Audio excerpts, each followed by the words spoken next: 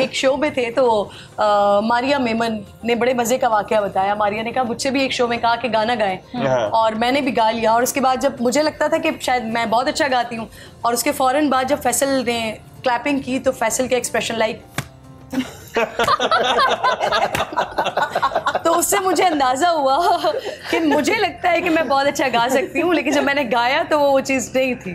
तो हर इंसान अपना फेवरेट होता है। हाँ, सही बात, फेवरेट। लेकिन ये पता होता है जो मौसीकी सुनता है उसे अंदाजा होता है कि वो अच्छा गा सकता है कि नहीं गा सकता। मेरा ख्याल है इंसान को इतनी सेल्फ रिकग्निशन होनी चाहिए। लेकिन ये हमारे शोज में हमारा मसला है, हम जो भी बैठता है ना हम उसे खुद ही अपने आप में उसको सिंगर बना देते हैं। प्लीज गा दे, प्लीज गा दे। ये मैंने टॉस कर दिया सदफ की तरफ। मैं गाऊंगी ना तो सब उठ के चले जाएंगे, ये मैं पहले से बता दूं। क्या पता उठने का टाइम हो गया है।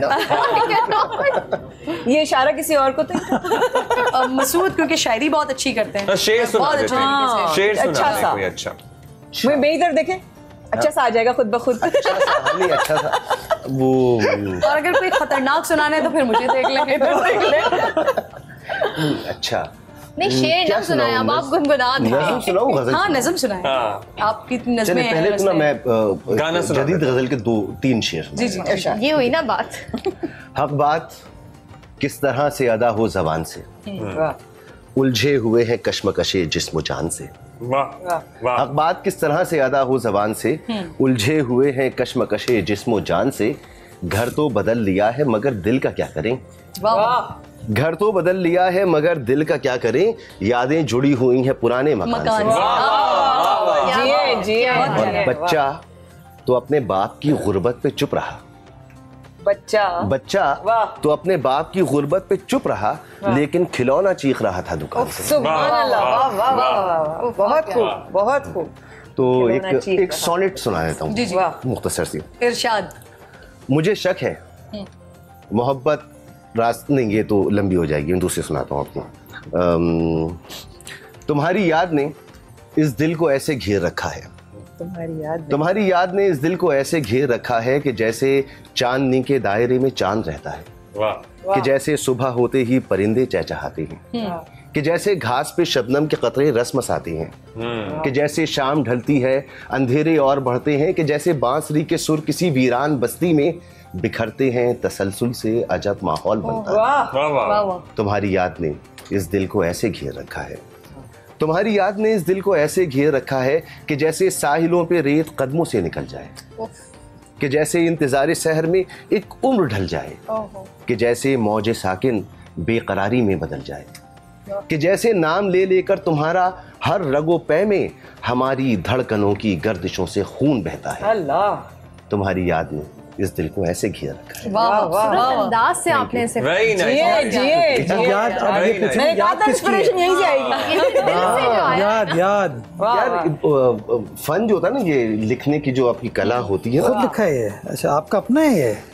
वाह और भाई है तो दोनों शायर हैं, हस्बैंड भी और माशाल्लाह एलिया भी। वो दोनों बैठ के जो है वो बड़े मजे के, और वो इनको सुना रही होती हैं, दिखा रही होती हैं। जब कभी बहुत ज्यादा गुस्से में होती है फिर जो उनकी आमद होती है बड़ा मजा आता है। ये तो हमें आज पता चला। हमें बहुत मजे का, जबरदस्त। अच्छा, पुरसे आपके वैसे बचपन में किसी बात पे पिटाई हुई है? बड़ी पिटाई हुई अब बड़े होने के बाद तक हुई है? मेरे ख्याल शायद कहने वाले बड़े होने तक हुई। शो में आए थे, उसमें जीतने के बाद क्या कहा अम्मा ने? क्या ऐसा किया था आपने? पिटाई बड़ी हुई है। कोई ऐसा यादगार जो आज भी याद आ जाता हो कि है ये बात थी, अम्मा ने मारा था? और सिर्फ अम्मा से नहीं पिटा हूँ, वैसे झगड़ों में भी पिटा हूँ। नजर आ रहे होंगे। स्कूल में केनिंग भी हुई है अल्हम्दुलिल्लाह, तमाम चीजें हुई। हाँ, ये सिर्फ अम्मा से नहीं पिटेंगे वाले बच्चों की अम्मा से। I did not say that. Don't put words in his mouth. ये नहीं बताया कि सुमरता किस चीज। अब ये वाला मैं नहीं पूछूंगी सवाल, ये तो आपको पर्सनल मैटर है, बाप जब चाहे पिटे। अम्मा से कब पिटे? वो एक खास बताएं, कोई वाकया जो आपको याद? अम्मा से अम्मी ये डांट पड़ती थी, बट इतना मार मैंने अम्मी से नहीं खाई। वालिद साहब का याद है, एक बार उनसे थप्पड़ खाया था ठीक ठाक। अल्लाह बख्शे, एक हमारी टीचर थे, साइंस पढ़ाते थे, मकतूब साहब, उन्होंने एक दिन थप्पड़ मारा था नील डाउन करके। और वो थप्पड़ खाने के बाद कम से कम कोई घंटा तो हम लोग घूम रही थी। How old you were that?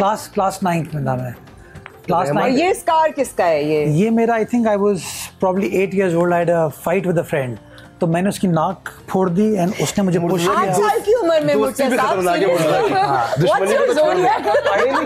मुर्जा की दोस्ती तो छोड़ दे, दुश्मनी तो छोड़ दे, दोस्ती भी खतरनाक है। एक्चुअली हॉकी खेल रहे थे हम, हाँ। तो हॉकी स्टिक उसकी नाक पे लगी अनफॉर्चुनेटली। अच्छा। It was more like an accident. और फिर बाद में तो यही कहा होगा वकील साहब। भाई लेकिन साइंस टीचर का इससे ज्यादा एप्ट नाम मैंने आज तक नहीं सुना, मकतूब साहब। मकतूब मतलब ऐसा साहब। लग ही रहा है ना नाम कि ही साइंस ऐसा है। टीचर होंगे, पढ़ाते ही आपकी पिटाई होंगे। लगी वैसे कभी? मेरी बिल्कुल कोई लगी ऐसा यादगार वाकया?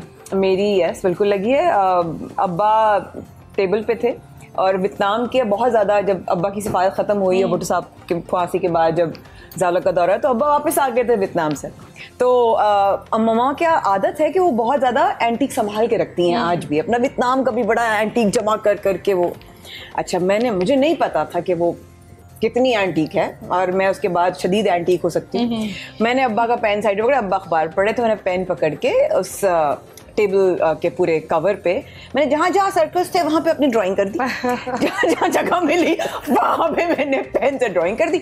और जैसे ही अम्मा आई किचन से टेबल पे, ये किसने किया है, आवाज़ आई। तो मैंने ना पेन नीचे से गिरा दिया, से अब्बा से गिर गया होगा, और अब्बा ने अखबार में से देखा, भाग जाओ तो उसके बाद जो मुझे लगी, और अम्मा कहती मैं तो इसको कभी हाथ ही नहीं लगाया। मैंने कहा बताओ यार, हाथ हो गई, इतनी कुटाई करके कभी हाथ नहीं लगाया। में रोशनी नहीं रही ना, रोशनी फिर तो 14 तबक रोशन हो गए। यूं कटाई लेके कह रहा हाँ। शादी से 1-2 साल पहले तक, उसके बाद अम्मी को शर्म आ जाती है कि इसके बच्चे हैं, इसको नहीं मारती मैं। आई स्वेयर हमारे बड़ों को यही होता है बात है कि उनके बच्चे कभी नहीं बड़े होते। अच्छा, वैसे कभी कभी लड़कियों को थोड़ा सा लेवरेज मिल जाता है ना?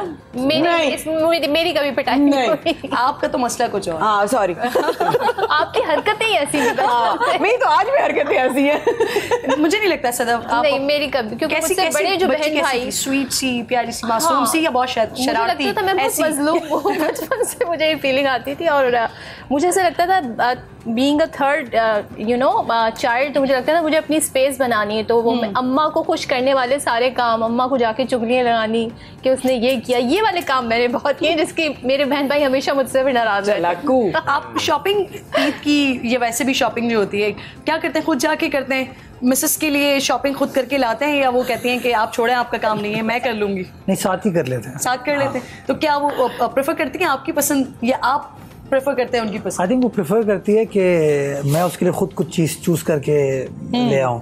She likes it. तो ऐसा कभी हुआ है कि सरप्राइज के तौर पर शॉपिंग करके ले जाए, उन्होंने कहा क्या लेकर आ गए हैं आप? हाँ, नहीं वो कभी इतना बरमला इजहार नहीं करती है, तो चुपचाप जाके खामोशी से चेंज करा के आ जाती है। मसूद, आपके साथ क्या होता है शॉपिंग के हवाले से? शॉपिंग के हवाले से आपको तो पता ही है कि तमाम चीजें बेगम ने संभाली हुई, चाहे वो ग्रोसरी हो, वो किसी भी तरह की शॉपिंग हो, वो इतनी सपोर्टिंग है कि मुझे कभी अपने काम से वक्त निकाल के कहीं जाने की जरूरत ही नहीं पड़ती। हमें कहीं शादी पर भी जाना हो ना, तो वो घर से आ जाती है, अपनी ड्राइव करके मेरे कपड़े रख लेती है और मैं ऑफिस से चेंज करके हम वहीं से। ऐसा कभी नहीं होता कि मुझे घर जाना पड़े, स्पेशली उसको लेना पड़े।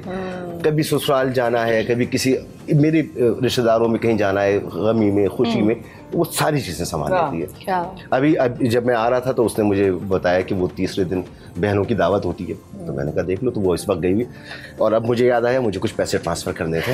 मुझे बड़ी इंस्पिरेशन मिलती है, लेकिन वो सिर्फ इंस्पिरेशन तक ही महदूद होता है, क्योंकि मैं सिर्फ दफ्तर आके अपना काम खुद कर सकती हूँ, बाकी मैं कंप्लीटली अपने हस्बैंड पर डिपेंडेंट हूँ हर लिहाज से।